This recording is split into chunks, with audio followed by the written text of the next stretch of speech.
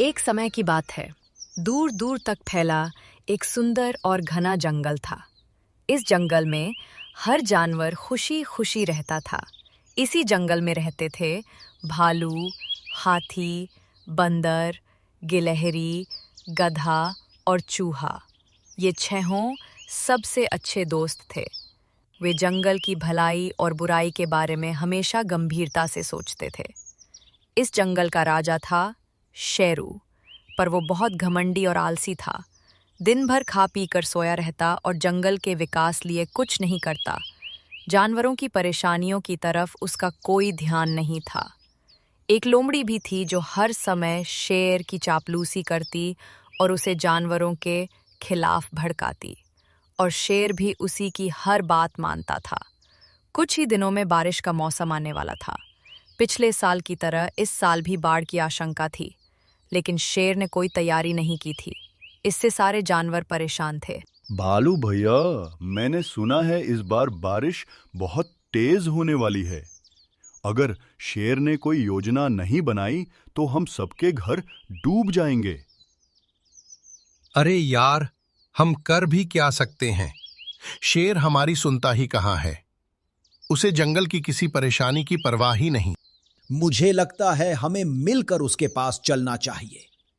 शायद मिलकर बात करें तो वह कुछ सुने। नहीं भाई, मुझे तो शेर से बात करने में बहुत डर लगता है। डरने की क्या बात है? इतने बड़े होके अपने हक की बात नहीं कर सकते? अगर डर ही लगता है तो यहीं बैठो और चूड़ियां पहन लो। मैं और गधा भैया बात कर लेंगे। अरे नहीं, मैं भी चलूंगा। अब बात हमारी है तो बोलेंगे भी हम। शेर सिर्फ चापलूसों की सुनता है। हमें पहले लोमड़ी से बात करनी चाहिए, तभी बात शेर तक पहुंचेगी। सभी दोस्त इस पे राजी हो गए और लोमड़ी के पास पहुंचे। लोमड़ी बहन, कैसी हो? बहुत दिन बाद दिखी। सब कुशल मंगल? लेने दो आती भाई, तुम लोग मेरा हाल जानने नहीं, कोई काम निकालने आए हो? बताओ क्या बात है?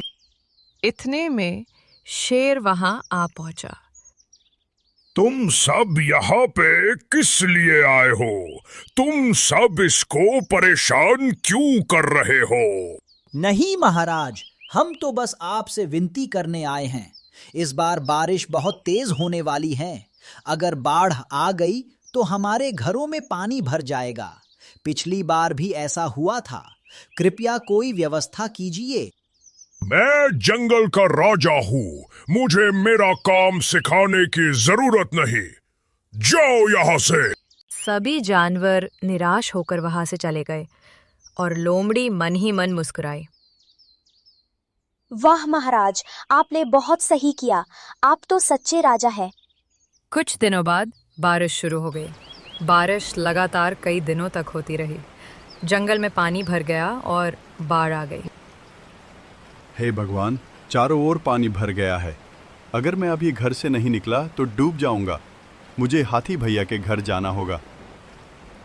गधा हाथी के पास पहुंचता है और वह देखता है कि बाकी दोस्त भी वहीं हैं। भैया, मेरा घर डूब गया। अगर मैं समय पर ना आता तो मर ही जाता। भाई, मेरे घर में भी पानी भर गया, इसलिए मुझे भी यहाँ आना पड़ा। सच कहूं तो अगर शेर ने हमारी बात मानी होती तो आज ये दिन नहीं देखना पड़ता। उधर लोमड़ी के घर में भी पानी भर गया। हे भगवान, अब मैं कहाँ जाऊं? वह पहले शेर के पास जाती है, लेकिन वहां भी पानी भरा था। तब वह हाथी के पास जाती है। हाथी भैया, मुझे बचा लो। मेरा घर पानी में डूब गया है। आप मुझे बचाओ, नहीं तो मैं डूब जाऊंगी। चली जा यहाँ से। तूने हमारी मदद नहीं की। अब यहाँ तेरे लिए कोई जगह नहीं है। नहीं बहन, ऐसा मत कहो। जब कोई मुसीबत में मदद मांगे तो हमें उसका साथ देना चाहिए। आ जाओ, तुम भी यहीं रहो। उधर शेर की गुफा में भी पानी भर जाता है। शेर सोचता है, कोई जानवर उसकी मदद करने नहीं आया। लगता है मुझे भी हाथी के पास जाना पड़ेगा। फिर वो खुद ही तैरकर हाथी के घर पहुंचता है। हाथी भाई, क्या मुझे भी अंदर रहने की जगह मिल सकती है? अगर आपने हमारी बात मानी होती तो आज ये हालात ना होते। महाराज, ये पूरा जंगल आपका घर है, आप यहाँ पर आराम से रह सकते हैं। अब शेर भी सभी के साथ हाथी के घर में रहने लगा। कुछ दिनों बाद बारिश थम गई। जब सबने बाहर निकलकर देखा तो जंगल पूरी तरह से बर्बाद हो चुका था। ये सब मेरी वजह से हुआ है। मैंने समय रहते ध्यान नहीं दिया। मुझे अपनी गलती का पछतावा है। मैं आप सबसे माफी चाहता हूँ। महाराज, अगर ये सब न होते तो आज हमारी जान ही चली जाती। अब शेर ने हर जानवर की बात सुननी शुरू कर दी थी। जंगल से पानी निकालने के इंतजाम भी किए गए। अब जंगल में कोई परेशानी नहीं होती थी और सभी जानवर खुशी खुशी रहने लगे।